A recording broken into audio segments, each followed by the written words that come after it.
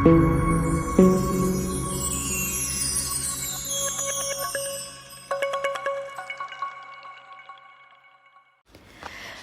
friends, welcome to Mira Mind Voice. Day 99, 100 and 101 in Big Boss House. Big Boss Houseல இந்த 3 நாளில் நிகழ்வுகள்னு பார்க்குறதுக்கு முன்னாடி இந்த வீடியோவை தடவையாக பார்க்குறவங்க சப்ஸ்கிரைப் பண்ணாதவங்க சப்ஸ்கிரைப் பண்ணிக்கோங்க. டே 99 அன்றைக்கி எல்லாருமே பொங்கலில் பிஸியாக இருந்ததுனால 3 நாள் சேர்த்து அண்டு பெரிய விஷயங்கள் ஒன்றும் உள்ளே நடக்கலை. டே 99 அன்றைக்கி as we all expected Darshika உள்ளே வந்தாங்க. விஷாலோட சண்டை போடுறதுக்கு பதிலாக ஃபேட்மேன் ரவீந்தர் சார் கூட சண்டை போட்டாங்க. ஏன் என்னை பற்றி அப்படிலாம் சொன்னீங்க, இன்டர்வியூவில் நான் அப்படி என்ன பேசினேன், என்னோடய சோஷியல் மீடியா பேஜை நீங்கள் பார்க்குறீங்களா, என்னை ஃபாலோ பண்ணுறீங்களா, அப்புறம் எப்படி சொல்ல போச்சுன்னுட்டு அவங்க கொடுத்த இன்டர்வியூவை நம்ம எல்லாருமே பார்த்தோம். வேறு எங்கேயும் கிடையாது, பிக் பாஸ் ஃபன் அன்லிமிட்டட்லேயே பேசினாங்க. மேபி விஷாலோட பழகினது தவறோங்கிற மாதிரியான மீனிங்கில் தான் அவங்க பேசினாங்க. அதை தான் அவரும் சொல்லிகிட்டு இருந்தார். ஆனால் வெளியில் வந்து அவரை நான் அப்படி கேட்டுட்டேன் தெரியுமா, இப்படி கேட்டுட்டேன் தெரியுமான்னு எல்லார்ட்டையும் சொல்லிகிட்டு இருந்தாங்க. பயங்கர ஃபன்னாக இருந்தது. அடுத்தாப்பில் எல்லாருமே வந்துட்டாங்கங்க ஆல்மோஸ்ட் வீட்டுக்குள்ளே. சாச்சினா வந்தாங்க, அதுக்கப்புறமா ஜெஃப்ரி, சத்யா. இந்த தடவை நார்மலாகவே சத்யா வீட்டுக்குள்ளே ஃபன்னு, இந்த தடவை 2 பேரும் ஃபுல் ஃபன் மோடில் தான் வந்திருக்காங்க. அதுவும் சத்யாவும் ஜெஃப்ரியும் உள்ளே நுழைஞ்சோன்னா ஆர்னவை வச்சு செஞ்சாங்க அவர் பேசின பேச்சுக்கு. அதுவும் நல்லா இருந்தது. அடுத்தது ஆனந்தி அண்ட் ரஞ்சித் வந்தாங்க. அடுத்தது இந்த மாதிரி எல்லாருமே வந்துட்டாங்க except for Deepak, Arun, Manjari and Raanav. இவங்க 4 பேர் மட்டும் வீட்டுக்குள்ளே வரல. நல்லா ஜாலியாக ஃபன்னாக போயிட்டுருக்கு வீடு. நேத்திக்கு 100th டே அன்னைக்கு ஃபஸ்ட்டு மார்னிங் ராஜு வந்தார். ராஜு வந்து பொங்கல் செலிப்ரேட் பண்ணாங்க. 2 டீமாக பிரிஞ்சு பொங்கல்லாம் பண்ணி அவருக்கும் பொங்கல்லாம் கொடுத்து அவருடைய மூவிக்கு ப்ரமோ நல்லா இருந்தது. அந்த மூவியும் சாங்கெல்லாம் காமிச்சாங்க. எல்லாம் திரும்ப ஆஸ் யூஷுவல் இது பண்ணி திரும்ப கேட்டு ஒன்ஸ் மோர் கேட்டு பார்த்தாங்க. ஈவினிங் வந்து மத்தியானம் லஞ்ச் வந்ததுக்கு அப்புறமா லாஸ்ட்லியாவும் அவங்களுடைய ஹீரோவாக நடித்தவர் அந்த படத்தில் ரயானும் நடிச்சிருக்காரு மெயின் கேரக்டரில். ஸோ இவங்க அடுத்த மூவி ப்ரமோஷன் இவங்க ப்ரமோ பண்ணாங்க. இதெல்லாம் முடிஞ்சதுக்கு அப்புறமா பிக் பாஸ் இந்த தடவை பொட்டி டாஸ்க்கை வினோதமாக வச்சுருக்காங்க. இந்த தடவை எல்லாமே டிஃப்ரெண்ட் இல்லையா? லாஸ்ட் வீக்கில் வீட்டுக்குள்ளே 19 பேர் இருக்கிறதுங்கிறதே ஒரு பெரிய டாஸ்க்கு. 20 பேர், ஆமாம் 24 பேர் மொத்த கண்டஸ்டன்ஸு, அதில் 20 பேர் உள்ளே இருக்காங்க இப்போது. அதில் இப்போ பொட்டி என்ன பண்ணினாங்கன்னா, ஒரு டைம் கொடுத்துருவார், ஒரு டிஸ்டன்ஸ் சொல்லிடுவார். அந்த டிஸ்டன்ஸில் பொட்டி இருக்கும், அதை போய் யார் எடுத்துகிட்டு வராங்க அந்த குறிப்பிட்ட டயத்துக்குள்ளே. உள்ளே வரலன்னா கதவு மூடிடும். இன்கேஸ் உங்களுக்கு நடுப்புறையே வேண்டான்னு தோணினது, ஃபினிஷ் பண்ண முடியாதுன்னு தோணினதுன்னா பொட்டி எடுக்காமலே கூட நீங்கள் வீட்டுக்குள்ளே வந்துடலாம். அப்படிங்கிற மாதிரியான சில பல கண்டிஷன்ஸோட ஃபஸ்ட்டு டாஸ்க்கு வந்து 50,000 ரூபாய் 15 செகண்டுக்குள்ளே எடுத்துகிட்டு வரணும். 30 ஃபீட்டு 30 மீட்டர் 30 மீட்டர்னால் 30 60 மீட்டர். ரயான் அண்ட் முத்து 2 பேருமே போனாங்க. ரயானுக்கு ஒரு சின்ன தயக்கம் வந்தது, முடியுமோ முடியாதோன்னுட்டு. முத்து ஃபைன் நான் போகிறேன் அப்படின்ட்டாரு. லிட்ரலாக அது பயங்கர கொலை நடுங்கிற விதமான ஒரு அனுபவமாக தான் இருந்தது அது. ஆனால் இன்றைக்கி பார்த்தா ரொம்ப சர்வசாதாரணமாக பேசுகிறாங்க, இது ஒன்றும் பெரிய டாஸ்க் இல்லைங்கிற மாதிரி. மற்றவங்க எல்லோரும் இல்லை, 1-2 பேர் பேசினாங்க. ஆனால் அவர் போனது உண்மையிலேயே எல்லாருக்குமே ஒரு பதற்றமான நிலைமை தான். பிகாஸ் யாருக்குமே அது என்னன்னே தெரியாது, ஒரு அனுபவமே இல்லாமல் புது இது. முத்து காத்த மாதிரி போனார், எடுத்துட்டு 15 செகண்டில் 12 செகண்டில் முடித்தாருங்க. It was really nice. பயங்கர த்ரில்லிங்காக இருந்தது, பயங்கர எக்ஸ்பெக்டேஷனோடு இருந்தது. அதுக்கு இவங்க போட்ட ப்ரமோலாம் பார்த்தா முத்து வரல, விட்டுட்டாரு போயிட்டாருன்னு.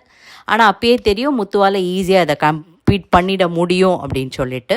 So he took 50,000. அதுதாங்க ஒரு மெயின் சுவாரஸ்யமான நிகழ்வு நேத்திக்கு நடந்ததில்ல. ஏன்னா மூவி ப்ரமோலாம் ஒன்றும் பெரிய இதுவாக இல்லை.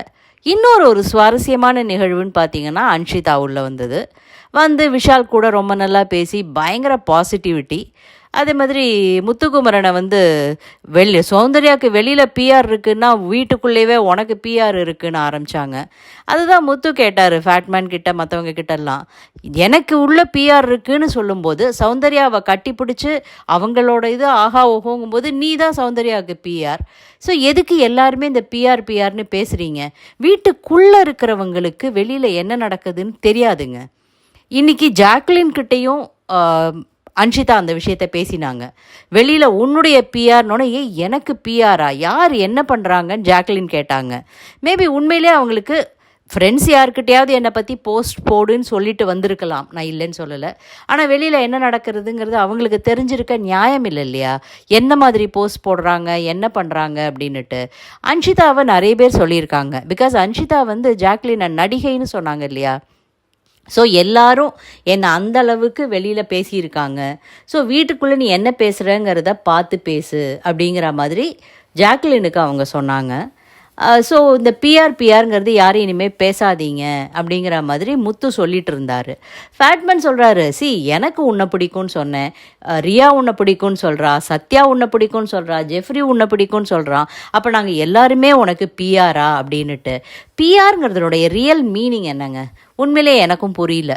பைசா கொடுத்து ஒரு ஏஜென்சியை ஏற்பாடு பண்ணி அவங்க மூலமாக பாட் ஓட்டிங் பண்ணி இதுதான் பிஆருங்கிறது என்னுடைய புரிதல்.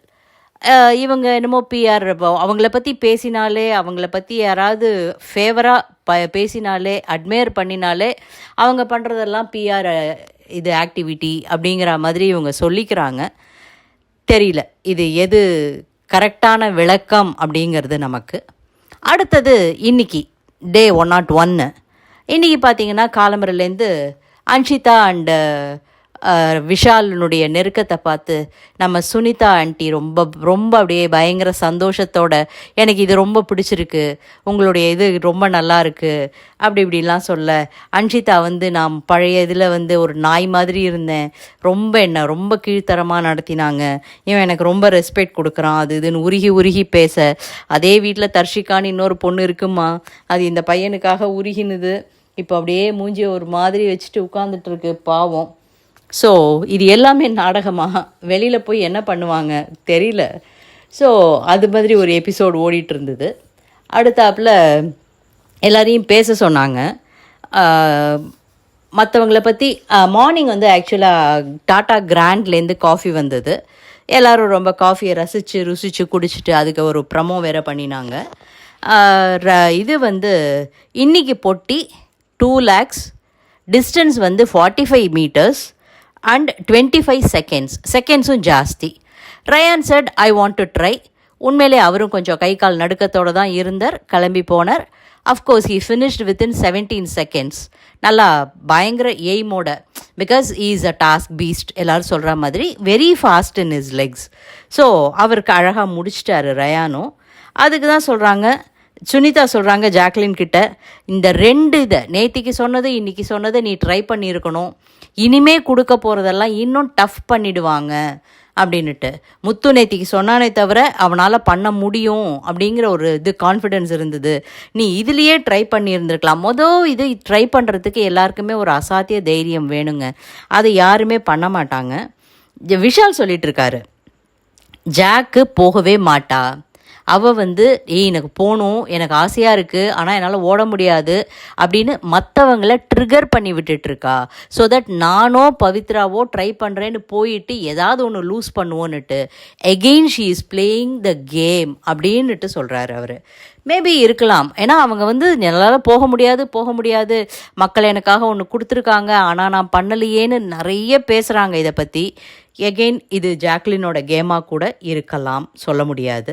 அடுத்தது பிபி போட்டி வந்து சுவாரஸ்யமானதுன்னு சொல்லிட்டு பிக்பாஸ் வந்து வீடியோ கிளிப்பிங் இது வரைக்கும் இவங்க டாஸ்க் எல்லாம் பண்ணாங்க இல்லையா, அதாவது ஒவ்வொரு நாள் ஒவ்வொன்று காமிப்பாங்க. ஒரு நாள் டாஸ்க்கு, ஒரு நாள் எல்லோரும் அழுத மூமெண்ட்ஸ், ஒரு நாள் எல்லோரும் சந்தோஷமாக இருந்த மொமெண்ட்ஸ், ஒரு நாள் சண்டை போட்ட மொமெண்ட்ஸ், அந்த மாதிரி. இன்றைக்கி வந்து எல்லோரும் டாஸ்க் விளையாடின மொமெண்ட்ஸ் எல்லாம் காமிச்சாங்க.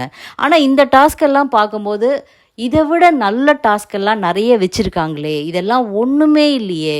அந்த ஐஸ்வர்யா தத்தா அவங்கெல்லாம் இருந்ததில் பார்த்தீங்கன்னா பாலாஜி, அதில் வந்து அந்த மாவு கொட்டிக்கிட்டே இருக்கும், அதை நீங்கள் வந்து கண்ட்ரோல் பண்ணணும், அந்த மாதிரிலாம் டாஸ்க் வச்சுருந்தாங்க. அதெல்லாம் கூட நல்லா இருந்தது. இவங்களோட டாஸ்க் எல்லாம் காமிச்சாங்க, எல்லாரும் பயங்கரமாக என்ஜாய் பண்ணாங்க. அடுத்தது ஆனந்தி வந்து சொன்னாங்க, நீங்கள் 6 பேர் இருக்கீங்க, நீங்கள் 6 பேரும் ஒருத்தரை பற்றி ஒருத்தர் சொல்லுங்கள், அடுத்தவங்கள்ட்டேருந்து உங்களுக்கு பிடிச்ச நல்ல விஷயங்கள் சொல்லுங்கள், என்ன உங்களை கவர்ந்தது இவங்களை பற்றின்னுட்டு கேட்டப்போ எல்லாருமே நல்லா பேசினாங்கங்க. ரயான் சொன்னான், 13வது வாரம் வரைக்கும் எனக்கு வந்து நான் என்ன கேம் விளையாடிட்டுருக்கேனே இல்லைன்னு இருக்கும்போது என்னை கம்பீட் பண்ணி முத்து எனக்குன்னு ஒரு ஸ்பேஸ் கொடுத்து விளையாடினது எனக்கு ரொம்ப பிடிச்சிருந்தது. ஸோ அவங்களுக்குள்ள ஒரு அண்டர்ஸ்டாண்டிங் இருக்குது. முத்து வந்து என்னுடைய போட்டியாளரா அப்படின்னு கேட்கும்போது பொறாமைப்படுறியா போட்டியான்னு கேட்கும்போது போட்டியாளர் தான் அப்படின்னா ரயான் பையன். அதே மாதிரி மஞ்சரிக்கும் ஒரு நல்ல ரெஸ்பெக்ட் இருக்குது அந்த பையனுக்கு. ஜாக்லினை பற்றி ரொம்ப நல்லா சொன்னான். அடுத்தது இந்த மாதிரியே சௌந்தர்யாவுக்கும் நல்லா தான் சொன்னான். ஆனால் இந்த சௌந்தர்யா மட்டும் வந்து பேச நிற்கும் போதே ஜாக்லின் சொல்கிறாங்க, ஏய் எல்லாரும் சொல்லும்போது சந்தோஷமாக இருந்தது, ஆனால் நீ பேச வரும்போது என்ன பேச போறியோன்னு பயமாகவே இருக்குது அப்படின்னுட்டு. அந்த பொண்ணு கரெக்டாக பிளான் பண்ணி மண்டையில் வச்சுக்குது யாரை பற்றி என்ன சொல்லணும். இதே மாதிரி நான் முன்னாடியே சொல்லியிருக்கேன், கடந்த 2-3 வாரங்களாக முத்துவை பற்றி ஏதாவது கான்ட்ரவர்ஷியலாக சொல்லிகிட்டே இருக்காங்க சௌந்தர்யா. முத்து தான் தனக்கு பயங்கர காம்படிட்டர்னு நினைக்கிறாங்களா என்னன்னு தெரியல. ஆனால் கரெக்டாக முத்துவை பற்றி மட்டும் ஏதாவது ஏடாகூடமான வார்த்தைகள் போடுவாங்க. அதே மாதிரி இவர் ரயானுக்கு வந்து சொல்லிட்டாரு, பவித்ராவுக்கு எனக்கு கண்டா பிடிக்காது, எனக்கும் பவித்ராவை பிடிக்காது, பிகாஸ் ஃபஸ்ட்லேருந்தே அந்த ஒரு பிரச்சனை இருக்குது அப்படிங்கிற மாதிரி.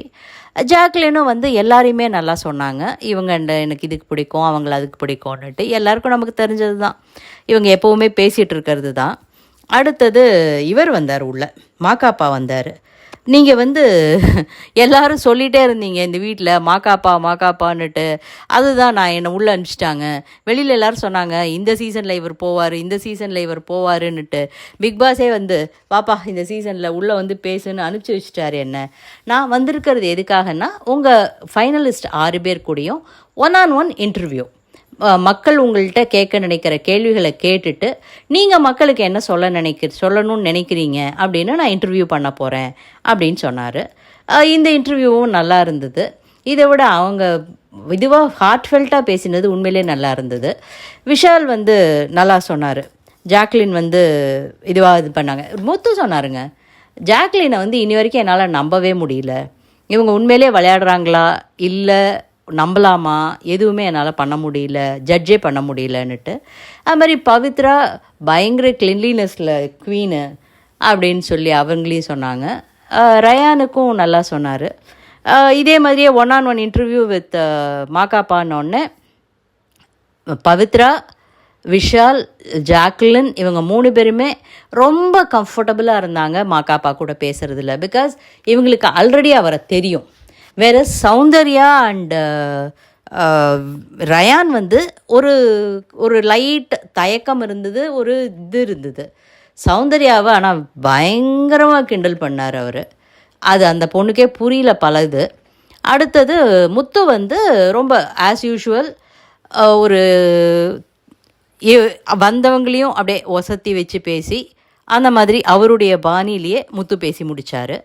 1-on-1க்கு ஃபஸ்ட்டு வந்தது பவித்ரா வந்தோன்னே அவங்கக்கிட்ட வந்து கிளீன்லினஸை பற்றி தான் கேட்டாங்க. நீங்கள் என்ன எப்போ பாரு எல்லாத்தையும் க்ளீன் பண்ணிகிட்டே இருப்பீங்களா அப்படிங்கிற மாதிரி. அவங்க சொன்னாங்க, ஆமாம் எனக்கு வந்து எந்த இடத்துலையும் இது இருந்தால் பிடிக்காது, இங்கேயே ஒன்று சிந்துருச்சுனாக்கா அதுக்கப்புறம் அதில் எறும்பு வரும், அது வரும், இது வரும், அதெல்லாம் எனக்கு பார்க்க பிடிக்காது, எல்லா இடமும் க்ளீனாக இருக்கணும், இது பண்ணணும் அப்படின்னுட்டு. சரி உங்களுக்கு வேறு என்ன இது மக்களுக்கு சொல்ல நினைக்கிறீங்கன்னு. இந்த மாதிரி பொண்ணுலாம் பிக் பாஸ் வீட்டுக்குள்ளே வந்து என்ன பண்ணுறா அப்படின்னு எல்லாரும் நினச்சாங்க. நானும் என்னாலையும் பிக் பாஸில் விளையாட முடியும்னு காமிக்கணுங்கிறதுக்காக தான் நான் உள்ளே வந்தேன் அப்படின்னு சொல்லிட்டு ரொம்ப இதுவாக பேசிவிட்டு அவங்க கிளம்பிட்டாங்க. அடுத்தது விஷால்கிட்ட சொன்னபோது, விஷால் வந்ததுலேருந்து அவரை பயங்கரமாக ஒரு மிரட்டல்லையே வச்சுட்டு இருந்தார். நான் எப்படி சொல்கிறதுன்னு நினச்சிட்டு இருக்கும்போது நீயே கேட்டுட்ட. வெளியில் என்ன பண்ணார், ஓகேன்னு எல்லாத்தையும் பை சொல்லிட்டு கிளம்பும்போது, டேய் நான் என்னமோ எலிமினேஷனில் போகிற மாதிரி எனக்கு ஃபீல் ஆகுதுறாங்கிற மாதிரி சொல்லிட்டு வந்தார். உடனே நானே எப்படி சொல்லணும்னு நினச்சிட்டு இருந்தேன், நீயே எல்லாத்தையும் சொல்லிட்டு வந்துட்ட அப்படின்னு. உள்ளே இருக்கிற மற்றவங்களுக்கு நீ இப்போ கடைசியாக என்ன சொல்ல நினைக்கிற அப்படின்லாம் வேற கேட்டாரா. அவர் மூஞ்சியில் ஆடலை. உள்ளே இருக்கிறவங்களுக்கு என்ன சொன்னோன்னே, நான் எல்லாருக்குமே நோ சொல்ல கற்றுக்கணும்னு நினைக்கிறேன். பிகாஸ் நம்ம ஏதாவது ஒன்று நினச்சிட்டு பழகும்போது அவங்களுக்கு ஏதாவது அது வேறு நினைப்பாக இருந்து அது முதல்லையே நோ சொல்லிட்டா வளராதுன்னு அவரே வாயாளுக்கு வாயை கொடுத்து நல்லாவே மாட்டிக்கிட்டாரு. வெளில தர்ஷிகா மூஞ்சியில் ஆடலை. அந்த மாதிரி அதை பற்றிலாம் சொல்லிவிட்டு எல்லாம் பண்ணோன்னே இப்போ கொஞ்ச நாளில் வந்து இதை ஆஃப் பண்ணிவிடுவாங்க, டிவி ஆஃப் பண்ணிவிடுவாங்க. ஸோ நம்ம இப்படியே வெளில போயிடலாங்கிற மாதிரி வேறு மாக்காப்பா சொன்ன உடனே எனக்கு சந்தோஷந்தான், நீங்களே வந்து என்னை வெளில அழைச்சிட்டு போகும்போது நான் சந்தோஷமாக வந்துடுவேன் அப்படிங்கிற மாதிரி சொன்னோடனே, இல்லைப்பா மாட்டு பொங்கல் அதுவுமா நான் உன்னை எதுவும் பண்ணலை, நீ கிளம்பி வீட்டுக்குள்ளேயே போய் திரும்ப உன்னோட விளையாட்டை கண்டினியூ பண்ணுன்னு தான் அவருக்கு மூச்சே வந்தது. வெளில வந்தோன்னா ஃபஸ்ட்டு ஓடி வந்து அவர் இது பண்ணது அன்ஷிதா தான். என்னாச்சு உனக்கு மூஞ்சியில் ஆடலை, இவ்வளோ பயந்து போயிட்டியே அப்படின்னாங்க.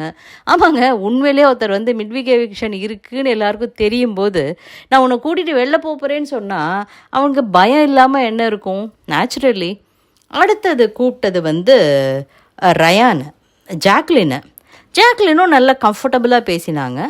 அவங்கள கேட்ட கொஷின் என்னென்னா, எங்கள் வீட்டு லக்ஷ்மி அம்மா கேட்டாங்க அப்படின்னொன்னே, அப்போ அது உண்மையிலே நல்ல கொஷினாக தான் இருக்கும், கேளுங்கண்ணான்னாங்க. இந்த பொண்ணு டிவியில் காமிக்கிறாங்கங்கிறதுக்காகவே சமைக்கிற மாதிரி போஸ்ட் கொடுத்துட்டு நிற்குதா இல்லை உண்மையிலே சமைக்குதா அப்படின்னு கேட்டாங்க அப்படின்னாங்க. ஏன்னா மேக்கப்பான எல்லார்கிட்டேயும் கேட்ட கொஷின்ஸில் நிறைய மீனிங் இருக்குது. அவங்கள பற்றி செம்மையாக அனலைஸ் பண்ணி செம்மையாக இது பண்ணி அவங்களோட எந்த இதை வெளியில் காமிக்கணுங்கிறதுக்கு நல்ல கொஷின் ப்ரிப்பேர் பண்ணியிருந்தாங்க. கேட்ட உடனே இல்லை இந்த மாதிரி ஒரு சில பேர் சமைக்கிறதுக்கு நம்மளே ஏதோ கொஞ்சம் சுமாராக இருந்தால் கூட சமைச்சு நல்லபடியாக சாப்பிட்டுடலாம் அப்படின்னு தான் நாங்கள் சமைக்கிறோம் அப்படி இப்படின்னொன்னே, கோவா கேங்குங்கிறது எங்கே காணாமல் போச்சுன்னொன்னே, இல்லை அது கொஞ்சம் மறைவாக இருக்குது மற்றவங்க கண்லேருந்து அப்படின்னு நல்லா பேசினாங்க அவங்க. அடுத்தது ரயான் கிட்ட கேட்டது, இப்போ விஷால் கிட்ட கொஷின் கேட்டது எல்லாமே லேடிஸ் நேமு. ரயான் வந்தோன்னே உங்களுடைய கேர்ள் ஃபேன்ஸுக்கு என்ன சொல்ல நினைக்கிறீங்க அப்படின்னாங்க. அதே மாதிரி விஷால்கிட்ட வந்து பொண்ணு எந்த மாதிரி பார்க்குறீங்கிறது கொஷின். அவர் உடனே சளைக்காமல் அந்த பொண்ணை நான் பார்த்து அது இதுவாச்சு, அதில் ஒரு சில ஏற்றத்தாழ்வுகள் இருந்ததுன்னா அதுக்காக நம்ம நோன்னு சொல்லக்கூடாது இல்லையான்னு ரொம்ப சீரியஸாக பேசிகிட்டு இருந்தார். ரயான் கிட்டே நீங்கள் ஒரு ஆக்டர், ஸோ இந்த வீட்டுக்குள்ளேருந்து கேரக்டர்ஸ் சொல்லணுன்னா யார் யாரை சொல்லுவீங்க அப்படின்னு கேட்டார். அவரும் சொன்னார், ரஞ்சித் அப்பா, ஜாக்லின் அம்மா, பவித்ரா அண்டு சௌந்தர்யா 2 பேர் ஹீரோயின்ஸு, சாச்சனா வந்து அடம்பிடிக்கிற தங்கச்சி, சத்யா வந்து வில்லன் அண்டு விஷால் வந்து டைரக்டர் அப்படிங்கிற மாதிரிலாம் நல்லா சொல்லி இது பண்ணிகிட்டு இருந்தார். ஓகேன்னு அவரையும் வாழ்த்தி இது பண்ணி வீட்டுக்குள்ளே அனுப்பிச்சிட்டாரு. அடுத்தது வந்தது நம்ம சௌந்தர்யா அம்மா. இதுக்கு நடுப்புற அன்ஷிதா ஜாக்குக்கிட்ட வந்து நீ ஏன் ஜாக்லின் கிட்ட கேட்டார், உங்களுக்கு வந்து பைசா வந்துடுது, இப்போயே கொடுத்து 50 லட்சம் கொடுக்குறோம், வீட்டுக்குள்ளே இருக்கிற யாருக்காவது கொடுக்கணுன்னா நீங்கள் யாருக்கு கொடுப்பீங்க அப்படின்னாங்க. அதெல்லாம் நான் கொடுக்க மாட்டேன். யார் சௌந்தர்யான்ற ரயானுக்கு கேட்குறீங்களா? அவங்கள்ட்டெல்லாம் நிறைய பைசா இருக்குது, அவங்க 2000 ரூபாய்க்கு க்ரீம் போடுவாங்க, ஃபேஸ் க்ரீமு, அவங்களுக்கு எதுக்கு நான் கொடுக்கணும் அப்படின்னாங்க. இதை வந்து அன்ஷிதா சொல்கிறாங்க, நீ வந்து அது பேசினது தப்பு, பிகாஸ் வெளியில் இருக்கிறவங்க எப்படி ரியாக்ட் பண்ணுவாங்கன்னு தெரியாது. இவங்க சொல்கிறாங்க, நாங்கள் எப்போவுமே இது கேஷுவலாக பேசிகிட்டு இருப்போம், உனக்கு பைசா வந்ததுன்னா என்ன பண்ணுவ அப்படிங்கிற மாதிரி. அவள் வந்து இவ்வளோலாம் செலவழிப்பாங்கிறது எல்லாருக்குமே தெரியுமே, நாங்கள் வெளியில் ஃபன் பண்ணுற மாதிரி தானே நான் அங்கேயும் ஃபன் பண்ணிகிட்டு இருந்தேன், because I was feeling so comfortable with Makapa அண்ணா அப்படிங்கிற மாதிரி சொன்னாங்க. அப்போ தான் அன்ஷிதா சொன்னாங்க, இல்லை வெளியில் இதுக்கு ரியாக்ஷன் வேறையாக போகும். உடனே ஜாக்லின் ரயானை கூப்பிட்டு கேட்டாங்க, நான் பேசினது தப்பா அப்படின்னுட்டு. உடனே அவர் சொன்னார், நம்ம 6 பேருக்கும் நம்ம பேசுகிறது இந்த மாதிரி இருக்கும், ஆனால் மற்றவங்களுக்கு அந்த மாதிரி படும், அது என்ன இந்த மாதிரி அந்த மாதிரி புரியல, அவங்களுக்கு வெளியில் பார்த்துட்டு வந்திருக்கிறதுனால எந்தெந்த வார்த்தைகள் தவறாக போகலாம் அப்படிங்கிறது தெரியும் அப்படின்னு ரயான் சொன்ன மாதிரி தோணினது எனக்கு. அதே மாதிரி ரயான்கிட்டையும் கேட்ட உடனே இந்த மாதிரி மற்றவங்க யார் யார் என்னென்ன கேரக்டர் அதெல்லாம் சொல்லி எல்லாம் முடிச்சுட்டு ரயானும் ஓகேன்னு சொல்லிட்டு வந்துட்டார். அவர்கிட்ட பைசா கொடுத்தா யாருக்கு கொடுப்பீங்க அப்படிங்கிற மாதிரிலாம் எதுவும் கொஷின் கேட்கல, அந்த மாதிரி எதுவும் கேட்கல. கடைசியாக போனது அடுத்தது சௌந்தர்யா போனதுலேருந்தே கேட்டுட்டு இருந்தாங்க, எனக்கு எதுவும் ஆடியன்ஸ் கொஸ்டின் இல்லையா, எனக்கு எதுவும் ஆடியன்ஸ் கொஸ்டின் இல்லையான்னுட்டு. ஆடியன்ஸ் கொஸ்டின்ங்கிறதையே சொல்லாமல் நீங்கள் வந்து என்ன பண்ணணும், எக்ஸ்ப்ரெஷன் கொடுக்கணும் அப்படின்னாரு ஃபஸ்ட்டு. அப்புறம் உங்கள் வீட்டில் உங்களுக்கு நல்ல தைரியமான பொண்ணா அப்படின்னு கேட்டார். இல்லை அப்படிலாம் இல்லைன்னொன்னே, அப்புறம் எப்படி இவ்வளோ பெரிய ஷோவில் நீ வந்து ப்ரப்போஸ் பண்ணின, உங்கள் வீட்டில் ஒத்துப்பாங்களா, அவங்க வீட்டில் ஒத்துப்பாங்களா, அதாவது நீ இது ட்ராமா பண்ணியா அப்படின்னு கேட்காம கேட்டார். எங்கள் அப்பா ஒத்துட்டுருவார் அப்படின்னாங்க அவங்க. அடுத்தது அவங்கக்கிட்ட கேட்டது வந்து இந்த மாதிரி எல்லாமே அவங்கள இப்படி தாங்க கேட்டாங்க. நீ வந்து பொட்டி எடுப்பியா அப்படின்னொன்னே, என்னால் ஓட முடியாது. சரி அப்போ சமைப்பியா, சமைக்கிற போட்டி வச்சா, எனக்கு சமைக்க தெரியாது. ஏம்மா நீ பொட்டி எடுக்க ஓடவும் மாட்ட, சமைக்கவும் மாட்ட, வேறு என்ன தான் பண்ணுவ, உனக்கு என்ன பண்ணினா உனக்கு இது பண்ண முடியும் அப்படிங்கிற மாதிரிலாம் கேட்டார். நான் பொட்டி எடுக்க மாட்டேன், எனக்கு வந்து கப்பு தான் வேணும். சரி இவங்க எல்லோரும் ஓடி ஓடி பைசா எல்லாம் எடுத்துகிட்டு போய்டுறாங்க, கடைசியில் ஒரு 10 லட்சம் தான் இருக்குது, அப்போ என்ன பண்ணுவேன்னொன்னே, நான் கப் எடுத்துகிட்டு மக்களோட மனங்களை ஜெயிச்சுட்டு போயிடுவேன், பைசா பெரிய விஷயம் இல்லை அப்படிங்கிற மாதிரி சொல்லி சமாளித்தாங்க. இவர் வந்து எனக்கு அபிநயம் பண்ணி காமிங்கும்போது, நீங்கள் எங்கே பார்க்குறீங்கன்னு தெரியலையே, நான் என்ன ஃபேஷியல் எக்ஸ்ப்ரெஷன் காமிக்கிறதுன்னாங்க. இவங்களும் விடலை, அவரை வச்சு செஞ்சாங்க. உடனே அவர் கண்ணாடியை உடனே கழட்டிட்டான் பண்ணுன்னொன்னே, இப்படி தான் என் பொண்ணு எனக்கு அழகு காட்டுவான்ட்டார் ஒரு கட்டத்தில். தட் நீ பண்ணுறது க்யூட்டாக இருக்குன்னு நினச்சி நீ பண்ணுற, ஆனால் இது அழகு காட்டுற மாதிரி தான் இருக்குதுன்னு சொன்ன மாதிரி இருந்தது. ஓகே, இங்கே எல்லோரும் சிரிச்சிட்டு இருந்தாங்க, ஃபன் பண்ணுறான்னு சொல்லிட்டு இருந்தாங்க. எனக்கு என்னமோ ஃபன் பண்ணுற மாதிரி தோணலை, அந்த பொண்ணை பயங்கரமாக வச்சு செஞ்ச மாதிரி தான் இருந்தது. முடித்த உடனே சரி நான் ஒன்றுமே பேசலன்னு சொல்கிறீங்கல்ல, வருவார் ஒருத்தர் நல்லா மண்டையை கழுவுறதுக்கு, ரொம்ப நாள் பேசுவார். இந்த வீட்டில் யார் சேஃப் கேம் ஆடுறா, அதாவது அவர் கேட்ட கொஷின் என்னென்னா, நீங்கள் ரொம்ப கேட்குறீங்கிறதுனால ஒருத்தர் கேட்டிருக்காரு, இந்த வீட்டுக்குள்ளே வந்தால் செய்யக்கூடிய 3 என்ன, செய்யக்கூடாத 3 என்ன அப்படிங்கிற மாதிரி. அவங்க அப்படி இது பண்ணக்கூடாது, அது பண்ணக்கூடாது, பொய் சொல்லக்கூடாது, மாட்டிப்போம், அது இதெல்லாம் சொல்லிவிட்டு ரொம்ப சேஃப் கேம் விளையாடக்கூடாது. யார் சேஃப் கேம் விளையாடுறான்னா, விஷால் ரொம்ப நாள் சேஃப் கேம் விளையாடினார் அப்படின்னுட்டு நிறுத்தியிருக்கலாம். பிகாஸ் எல்லாருக்குமே தெரியும் முத்து நல்லா கேம் ஆடுறாருன்னு. முத்து வந்து இந்த பிளான் பண்ணுறேன், ஸ்ட்ராட்டஜி பண்ணுறேன்னு ஒரு சேஃப் கேம் ஆடுறாரு. அது எதுக்காக அவர் பேரை இழுத்துட்டே இருக்காங்கன்னு தெரியல. அதுவும் எந்த கான்டெஸ்ட்டில் இழுக்கணும்னு தெரியாமல் இழுக்கிறாங்களோ அப்படின்னு தோணுது. அடுத்தாப்புல ஏன்னா வேறு எத்தனையோ பேரை சொல்லியிருக்கலாம் சேஃப் கேம் விளையாடினாங்கன்னு. ரஞ்சித்தை சொல்லியிருக்கலாம், ஆனந்தியை சொல்லியிருக்கலாம், பவித்ராவை சொல்லியிருக்கலாம். ஏன்னா இவங்க வாய்ஸ் அவுட்டே பண்ணலை பல விஷயங்கள்லங்கிற மாதிரி சொல்லியிருக்கலாம். அடுத்தாப்புல சௌந்தர்யா வந்தோன்னே ஒருத்தர் வருவார், அவர் 1/2 மணி நேரம் பேசுவார், ஒவ்வொரு கொஷினுக்கும் வெயிட் பண்ணுங்கன்ட்டு போனாங்க. கடைசியில் முத்து வந்தார். 2 பேருக்குமான கான்வர்சேஷன் 1 ஹவரில் பார்த்தா ரொம்ப சின்னதாக தான் இருந்தது. மேபி 24/7 நிறைய காமிச்சிருக்கலாம். ரொம்ப கிறிஸ்பாக தான் பேசினாங்க, ரொம்ப நிறையெல்லாம் பேசலை. ஆனால் முத்து கேட்டார், நான் ரொம்ப நிறைய பேசுகிறேனா அப்படின்னு சொல்லிட்டு. ஒரு பேச்சாளர்னுட்டு அதுக்கு ஒரு இது சொன்னார். நான் வந்து வீடியோ ஜாக்கியாக, தட் இஸ் ரேடியோவில் ஒர்க் பண்ணிகிட்டு இருக்கும்போது 40 செகண்ட்ஸ் தான் பேசணும்னா, எனக்கு அந்த ஒரு இது வந்து பழகி அதுக்கு மேலே பேசினேன்னா மெமோ கொடுத்துருவாங்க. ஸோ அந்த ஒரு ஷார்ட் அண்ட் ஸ்வீட்டாக பேச கற்றுட்டு இங்கே இதுக்கு வந்ததுக்கப்புறமா, சேனலுக்கு வந்ததுக்கப்புறமா நான் அதே 40 செகண்ட்ஸ்க்கு பேசி நிறுத்தினேன்னா, இதுப்பா சேனல்ப்பா, வீடியோ இதில் பேசுகிறப்பா நீ நிறைய பேசணும்னு சொன்னாங்க, எனக்கு அதுவே ஹேபிட் ஆகிடுச்சு. ஸோ நீங்களும் அதே மாதிரி ஒரு வகையில் கற்றுண்டுருவீங்க அப்படின்னு சொன்னார். இவர்கிட்டையும் கேட்டது என்னன்னாக்க, ஒரு படம் எடுக்கிறோம், உங்களுக்கு எது ரொம்ப பிடிக்கும்னு கேட்ட உடனே எனக்கு ஆக்டிங் பண்ணணும், இவர் என்எஸ் கிருஷ்ணன் மாதிரி அவங்கள மாதிரி நிறைய கருத்துள்ள கேரக்டர்ஸ் பண்ணணும் அப்படின்னாரு. வீட்டுக்குள்ளே இருக்கிறவங்கள யார் யார் என்னென்ன கேரக்டர்னோன்னு இவர் வந்து அப்பா கேரக்டருக்கு ரவீந்திர சொன்னார், அம்மா கேரக்டருக்கு வந்து பவித்ராவை சொன்னார். ஏன்னா அவங்க வந்து மாக்காப்பாவே கிண்டல் பண்ணார், பவித்ராவுக்கு ஓசிடி மாதிரி உங்களுக்கு பேசிடி இருக்குது, பேசிகிட்டே இருப்பீங்க போல இருக்குது அப்படின்னு சொல்லிட்டு. பவித்ரா வந்து ஓசிடியில் எல்லாரையும் கத்திகிட்டே இருப்பாங்க அப்படின்னு. ஆக்சுவலாக அது ஒரு நிகழ்வு இருக்குது, முடிஞ்சோன்னு சொல்கிறேன் இருங்க. அடுத்தது வந்து சாச்சனாவை வந்து இன்னொரு வில்லியாக வச்சுக்கலான்னு சொல்லிட்டாரு. ஒரு ஹீரோயின் கேரக்டர், ஆனால் கடைசியில் பிரேக்கப் ஆகி கை குலுக்கிட்டு போயிடுவோன்னா அது சௌந்தர்யா அப்படின்ட்டாரு. ஜாக்லினுக்கு ஆயா கேரக்டர் கொடுத்துடலான்ட்டாரு. எனக்கு ஒரு நல்ல நண்பன் கேரக்டர் அப்படின்னாக்கா அது வந்து யார் சொன்னான்னு தெரில, தீபக்குக்கு ஒரு நல்ல அண்ணன் கேரக்டரு. அடுத்தாப்பில் சத்யா வந்து வில்லன் கேரக்டரு.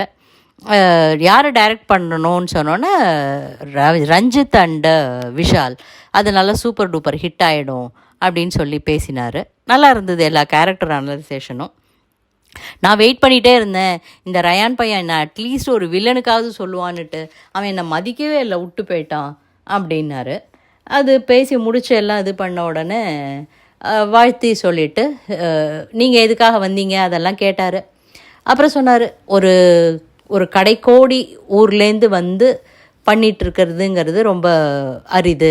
சப்போஸ் நீங்கள் இப்போ வெளியில் போயிடணும், வேறு யாராவது ஒரு கண்டஸ்டன்ட் உள்ளே வந்து கம்ப்ளீட் பண்ணலான்னு சொன்னால் யாருக்கு கொடுப்பீங்கன்னு ஒன்று மஞ்சரின்ட்டார் தவறாமல். பிகாஸ் இந்த சீசனில் தான் பேச்சுங்கிறது ரொம்ப இது பண்ணப்படுறது.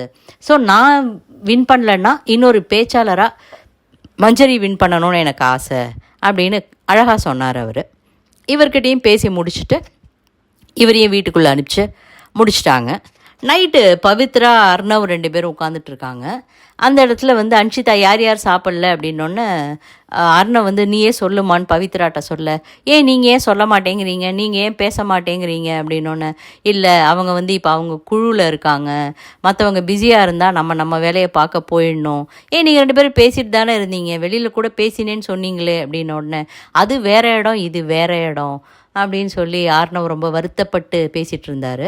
ஏன் முதல்ல வந்தப்போ நீங்கள் 2 பேரும் பேசிட்டு தானே இருந்தீங்க, அவள் உள்ளே நுழைஞ்சப்பையும் கூட உங்கள்கிட்ட ஹாய் எப்படி இருக்கீங்கன்னு கேட்டுட்டு தானே போனான் அப்படின்லாம் பவித்ரா கேட்க, அவர் ஏதோ பேச ஆரம்பிக்க, அவருடைய மனக்குமுறல்களை கொட்ட ஆரம்பிக்க பவித்ரா சொல்லிட்டாங்க, நீங்கள் நேராக பேசினாலே எனக்கு புரியாது, இப்படி சுற்றி வளைச்செல்லாம் பேசினீங்கன்னா எனக்கு சுத்தமாக புரியாது, நீங்களாச்சு அவளாச்சு அது உங்கள் பர்சனல் மேட்ரு அப்படின்னுட்டு.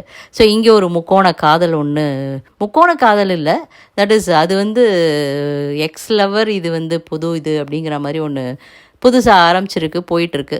இன்னும் மிச்சம் 3 நாள் தாங்க இருக்குது. என்ன நடக்க போகுதுன்னு பார்க்கலாம். யார் வின் பண்ண போகிறாங்க, யார் வெளில வர போகிறாங்க, யார் என்ன பண்ண போகிறாங்க, எல்லாமே மக்களுடைய கையில் தான் இருக்குது, ஓட்டிங்கில் தான் இருக்குது. ஸோ இந்த வீடியோ உங்களுக்கு பிடிச்சிருந்ததுன்னா லைக் பண்ணுங்கள், ஷேர் பண்ணுங்கள், சப்ஸ்கிரைப் பண்ண மறக்காதீங்க. தேங்க்யூ.